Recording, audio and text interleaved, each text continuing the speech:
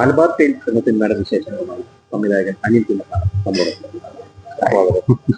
ഇപ്പോ മലബാർ ടൈൽസ് നമുക്കിപ്പോ പോസ്റ്ററിൽ കാണാം. മലബാറിന്റെ കഥയാണോ അല്ലയോ എന്നുള്ളൊരു ചോദ്യമാണ് എല്ലാവരും ചോദിക്കുന്ന ഒരു ചോദ്യമാണ്. അങ്ങനെയല്ല. ബേസിക്കലി ഇത് ഞങ്ങളൊരു മലബാർ ടൈൽസ് ഒരു പേര് ടൈറ്റിൽ ഇട്ടിട്ടല്ല ഞങ്ങൾ പടം ഷൂട്ട് ചെയ്തത്. ഞങ്ങളൊരു പടം ചെയ്തു, പിന്നെ സെക്കൻഡ് പടം ചെയ്തു, രണ്ടും നന്നായി വന്നു. അപ്പൊ തേർഡ് പടത്തിലേക്ക് ഞങ്ങൾ പോയി. തേർഡ് പടത്തിലേക്ക് കയറുമാനം തോന്നിയത് നമുക്കൊരു എന്തോളജി ആക്കിയിട്ട് മാറ്റാം, ഒരു 5 പടം ചെയ്യാം.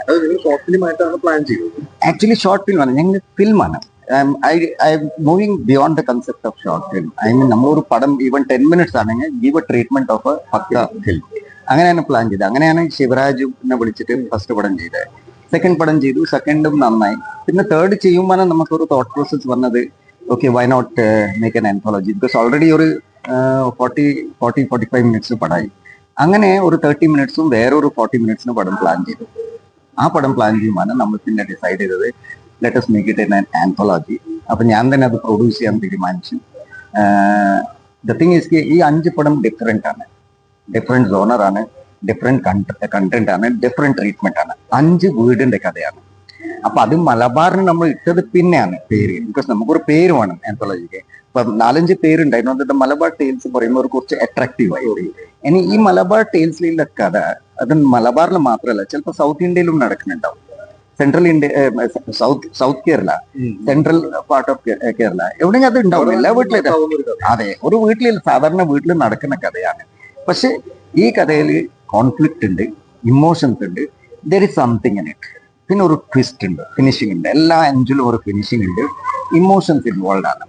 ഐ മീൻ ആ കഥ കണ്ടു കഴിഞ്ഞാൽ നമ്മൾ ഒരു ചിന്ത എന്തായാലും അതിലേക്ക് പോകും.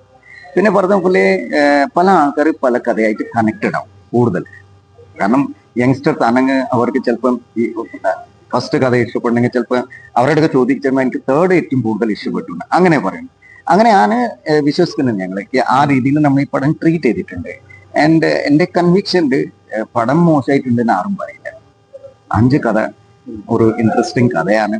ഇനി എത്ര ഇഷ്ടപ്പെടുന്നു അതൊക്കെ ഓഡിയൻസിന് കയ്യിലാണ്. So I hope audience will appreciate our efforts and sort of gives a thumbs up.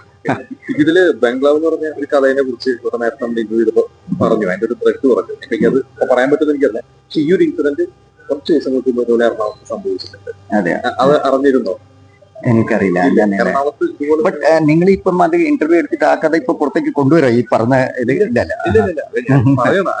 അല്ല, ഇത് ബേസിക്കലി എന്താ പറയാ, ദിസ് ഈസ് പ്രോസസ്. ഞാൻ എപ്പോഴും ട്രാവൽ ചെയ്യുമ്പോൾ പല വീട് കാണും, എങ്ങനെ കാലി കിടക്കുന്ന വീട്. അപ്പൊ എന്റെ മനസ്സിൽ ഇങ്ങനെ ഇതിലേക്ക് പോകും, what happens to these houses, who is there to take care of them. പിന്നെ ഇപ്പൊ അടുത്ത കാലത്ത് ഞാൻ പേപ്പറിലും വായിച്ചത് പല വീട്ടിൽ പണ്ടൊക്കെ ആളുണ്ടായിരുന്നു, ഇപ്പൊ ആളില്ല നോക്കാൻ. നമുക്ക് വീട്ടിൽ ജോലി ചെയ്യാൻ ആളില്ലാത്ത സമയത്താണ് ഒരു വീട് കെയർ ടേക്കർ ആയിട്ട് നോക്കാൻ ആരും കിട്ടാനുള്ള ബുദ്ധിമുട്ട്. So I always to think why have so many houses in place like this wherein you are not sure നിങ്ങൾ തിരിച്ചു വരുമോ ഇല്ലോന്ന്. പല ആൾക്കാർ വീട് ഉണ്ടാക്കിയിട്ട് മക്കള് പുറത്തു പോയി, പിന്നെ മക്കളെ തിരിച്ചു വരുന്നില്ല, ഇവരിത് വെക്കണില്ല. മക്കൾക്ക് ഇവിടെ വന്നിട്ട് വരാനും പറ്റാതെ, പിന്നെ ഇവിടെ വന്നിട്ട് ഒരു വീട് സെയിൽ ചെയ്യാൻ പറ്റും. അത്ര ഈസി അല്ല ഇന്നത്തെ കാലത്ത്. ഒരു വീട് സെയിൽ ചെയ്യാൻ പറഞ്ഞാൽ അത് കുറെ ഒരു പ്രൊസീജിയറാണ്. So that was the thing which took me to bungalow. പിന്നെ നമ്മളങ്ങനെ ഒരു സബ്ജക്ട് ചെയ്യുമ്പോൾ ഡോക്യുമെന്ററി ആയിട്ട് ചെയ്യാൻ പറ്റില്ല, നമ്മളൊരു കഥയായിട്ട് ചെയ്യണം, സംതിങ് വെരി ഇൻട്രസ്റ്റിംഗ്. ആ ഇൻട്രസ്റ്റിംഗ് എലിമെന്റ് ആണ് നമ്മൾ ഇതിൽ വന്നത്, ഒരു കോമഡി സോണറായിട്ട്. അതാണ് പ്രദീപ് ബാലൻ ഇതിലേക്ക് കൊണ്ടുവന്നത്. അപ്പോൾ പ്രദീപ് ബാലൻ ഇതിൽ വന്ന സമയത്ത് ആ കോമഡി എലിമെന്റ് ഇതിലേക്ക് വന്നു. പക്ഷെ പ്രദീപ് ആദ്യം കേട്ട സമയത്ത് പ്രദീപ് ഞാൻ സ്റ്റോറി പറഞ്ഞത് പ്രദീപ് വിചാരിച്ചു ഒരു കോമഡി സോണർ, എനിക്ക് എന്റെ ഏരിയ ആണ് പറഞ്ഞത്. പക്ഷെ ഞാൻ ആ ഫുൾ കഥ നരേറ്റ് ചെയ്ത സമയത്ത് പ്രദീപ് മനസ്സിലായി ഇത് ബിയോണ്ട് കോമഡിയാണ്, ഒരു ഡെപ്ത് ഉണ്ട്, ഒരു ഇമോഷണൽ ഡെപ്ത് ഉണ്ട് ഇതില്. അപ്പൊ അതൊക്കെ ഫൈനലി നമുക്ക് ഇഷ്ടപ്പെട്ടു.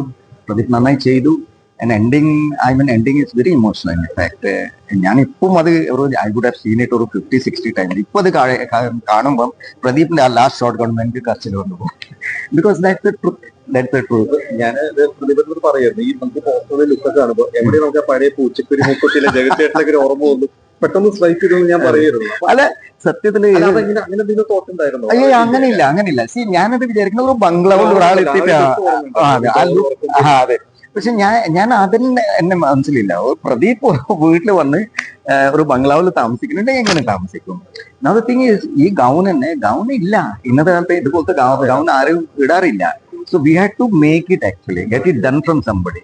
സോ അത് നല്ല പ്രദീപ് കംഫർട്ടബിൾ ആണ്. പ്രദീപ് നല്ല കംഫർട്ടബിൾ ആയി. പിന്നെ കോമഡി പുള്ളിക്ക് ഒരു മീറ്റർ ഉണ്ട്, പുള്ളിക്ക് ഒരു അതെ, പുള്ളിക്ക് ഒരു മീറ്റർ കൊണ്ട് ഒരു ടൈമിംഗ് ഉണ്ട്. അപ്പൊ നമ്മൾ എന്താ പുള്ളിക്ക് ഇവിടെ ഇത് ചെയ്യണം, പുള്ളി ടപ്പെന്ന് അത് ചെയ്തുകൂടെ.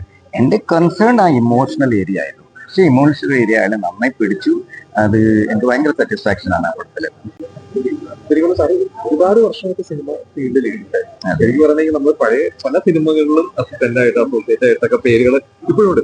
ഈ പക്ഷെ ഇൻഡിപെൻഡന്റ് ആവാൻ ഞാൻ പറഞ്ഞ എവിടെയാണ് അത്? എന്തെങ്കിലും മനഃപൂർവ്വം അങ്ങനെ ഒരു മനഃപൂർവ്വം അല്ല. എന്താ സത്യം എന്നറിയാലോ, ഞാൻ 94 എന്റെ ആദ്യത്തെ പടം യാതൊന്നും വർക്ക് ചെയ്യുന്നത്, 30 years ബാക്ക്. പിന്നെ അങ്ങനെ വർക്ക് ചെയ്ത് പിന്നെ ഒരു ഗ്യാപ്പ് വന്നു. കാരണം കല്യാണം കഴിഞ്ഞു, പിന്നെ ബിസിനസ് കുറച്ച് ഇഷ്യൂസ് ഉണ്ടായിരുന്നു. പിന്നെ അതിന് പുറത്ത് വന്നിട്ട് വീണ്ടും ഞാൻ എഴുത്തിലേക്ക് പോയി. പിന്നെ പപ്പേട്ടന്റെ കൂടെ വർക്ക് ചെയ്തു. ചേട്ടായിസ് എന്റെ ലാസ്റ്റ് പടമായിരുന്നു ആക്ച്വലി. അത് കഴിഞ്ഞിട്ട് പിന്നെ ഞാൻ വിളിച്ചു, I think I cross that age to work as an assistant or associate. അപ്പൊ ഞാൻ റൈറ്റിംഗിൽ കൺസെൻട്രേറ്റ് ചെയ്യാൻ തുടങ്ങി, ഫോക്കസ് ചെയ്യാൻ. അപ്പൊ ആ സമയത്ത് ഞാൻ പല രീതിയിൽ ട്രൈ ചെയ്യുമായിരുന്നു. പക്ഷേ സംഭവം പ്രൊജക്ട് ലാസ്റ്റ് എത്തുമ്പോഴത്തേക്ക് എനിക്ക് ഒരു തടസ്സം വരും. അതേ സമയത്താണ് എന്റെ മോള് ഒരു പടം അസിസ്റ്റന്റ് ഡയറക്ടറായിട്ട് വർക്ക് ചെയ്തിട്ട് തിരിച്ചു വന്നത്. അപ്പൊ അവിടെ ഷാജുട്ടനാണ് എന്റെയും ഗുരുവും എന്റെ മോളുടെ ഗുരുവും. ഓക്കെ, അതെ. അപ്പം അന്ന് ഞാൻ ഷാജുട്ടന്റെ അടുത്ത് പറഞ്ഞിട്ടില്ല. ഇവള് പറഞ്ഞു എനിക്ക് ഒരു പടം വർക്ക് ചെയ്യണം. ഞാൻ പറഞ്ഞു നീ പോയിട്ട് സംസാരിച്ചല്ലോ ഷാജുട്ടൻ. ഇവള് പോയി ഷാജുട്ടൻക്ക് നിങ്ങളെ ഇതിൽ വർക്ക് ചെയ്യണം. ഷാജുട്ടൻ നാളെ വന്നോളൂ, ജോയിൻ ചെയ്തു. അപ്പൊ ഞങ്ങളെ റിലേഷൻഷിപ്പ് അങ്ങനെ, പുള്ളിക്ക് എന്നെ അറിയാം. ഓക്കെ, സോ നാച്ചുറലി തന്നെ പുള്ളിന്റെ ഒരു തോട്ടില് ഇവളും സെയിം തന്നെ ആയിരുന്നു. And he got the good returns. I mean as an assistant she did A good job ആണ് ഞാൻ കേട്ടത്. അന്ന് ഈ പറഞ്ഞ യാദവൊക്കെ വർക്ക് ചെയ്യുന്ന സമയത്ത് ആ ടൈമിൽ ഇൻഡിപെൻഡന്റ് ആവാനൊന്നും നോക്കിയിരുന്നില്ല. അന്ന് അവര് ഫ്ലോയിലേക്ക് ആ സമയത്ത് ഭയങ്കര ഡിഫിക്കൽട്ട് ആയിരുന്നു. അല്ല ആ സമയത്ത് മാക്സിമം പണ്ടൊക്കെ എന്താ അസിസ്റ്റന്റ് ഡയറക്ടർ ആവാൻ എന്നൊരു 5-7 വർഷമായിരുന്നു. അത് കഴിഞ്ഞിട്ട് നമ്മളൊരു 10-12 പടം വർക്ക് ചെയ്യണം. അത് കഴിഞ്ഞിട്ട് ഒരു കോൺഫിഡൻസ് വരുമല്ലോ ആൾക്കാർക്ക്. സോ അതുകൊണ്ട് അതിനെ എത്തുന്ന പ്രോസസ് ആകുമ്പോഴത്തേക്ക് എന്റെ പ്രശ്നങ്ങൾ എന്നെ ഇതിനെ മാറ്റി കളഞ്ഞു. അതാണ്. അപ്പൊ ഇനിയിപ്പോ മലബാർ നിങ്ങൾ ഇതിനിടയ്ക്ക് സ്ക്രിപ്റ്റ് എഴുതിയിരുന്നു അല്ലെ? ഉണ്ട് ഓവർടേക്ക് ചെയ്തിരുന്നു. ഒരു ഡയറക്ടറായിട്ട് വരുന്നത് ലാൻഡ് ചെയ്യുന്നത്. അപ്പൊ ഇനി എങ്ങനെയാണ് ഇനിയിപ്പോ പ്രൊഡക്ഷനെ കുറിച്ചൊക്കെ പ്ലാനിങ് ഉണ്ടോ?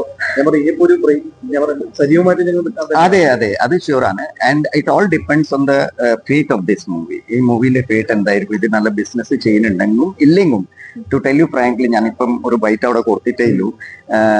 I am ready with the second series. ഒരു 5 കഥ എന്റെ സ്ക്രിപ്റ്റ് റെഡിയാണ്. അത് ഒരു സ്റ്റെപ്പ് മുകളിലേക്കാണ് actually. So if everything goes fine ഞാൻ അതെന്തായാലും ചെയ്യും. കൂടാതെ ഫീച്ചർ ഫിലിംസ് ഉണ്ട്, ഞാൻ എഴുതി വെച്ച പടങ്ങൾ ഞാൻ ഇനി മുന്നോട്ട് നീങ്ങാൻ പ്ലാൻ ചെയ്യണം. കാരണം നമ്മൾ ഇനി ഒരു ഡയറക്ടറായിട്ട് പ്രൂവ് ചെയ്യാൻ നമ്മൾ എന്തെങ്കിലും ചെയ്യണം. അത് ഞാനിപ്പോ ചെയ്തു. കൂടെ വേറെ പണ്ട് വലിയ സ്റ്റാർസിന്റെ പടങ്ങളൊക്കെ വർക്ക് ചെയ്തിട്ടുണ്ട്. അപ്പൊ അവരുടെ അടുത്തൊക്കെ ഇനി അവരെ വെച്ചൊരു സിനിമ പ്ലാനിങ്, അവരുടെ അടുത്ത് ഒരു സ്ക്രിപ്റ്റ് പ്രൂവ് ചെയ്തു എന്ന് പറഞ്ഞു. ഇനി അവരുടെ അടുത്തൊക്കെ പഴയ ഇവരോടൊക്കെ വർക്ക് ചെയ്തിട്ടുണ്ടോ? അപ്പൊ ലാലേട്ടൻ ഈ അറിയില്ല. ഞാൻ സുരേഷ് ഗോപിന്റെ കൂടെ വർക്ക് ചെയ്തിട്ടുണ്ട്, ബിജുവിന്റെ കൂടെ വർക്ക് ചെയ്തിട്ടുണ്ട്. അങ്ങനെ but they are too busy. നമുക്ക് ട്രൈ ചെയ്യാം. Everything will work parallelly. But as I said, ഞാൻ ഇപ്പൊ ആ ഒരു ചിന്താഗതിയിലല്ല. ഞാൻ ഈ പടം മാക്സിമം പ്രൊമോട്ട് ചെയ്തിട്ട് തിയേറ്ററിൽ എത്തിച്ചിട്ട് ഐ മീൻ ഒരു നല്ലൊരു റണ്ണിങ് ഇത് കിട്ടി കഴിഞ്ഞാൽ പിന്നെ ഡിസൈഡ് ചെയ്യാൻ വിചാരിച്ചില്ല. പക്ഷെ ഒരു പ്രിപ്പറേഷൻ ഓൾറെഡി ഉണ്ട്, ഒരു ഹോംവർക്ക് ചെയ്ത് വെച്ചിട്ട്. അതെന്തായാലും all the best. Thank you so much. Okay.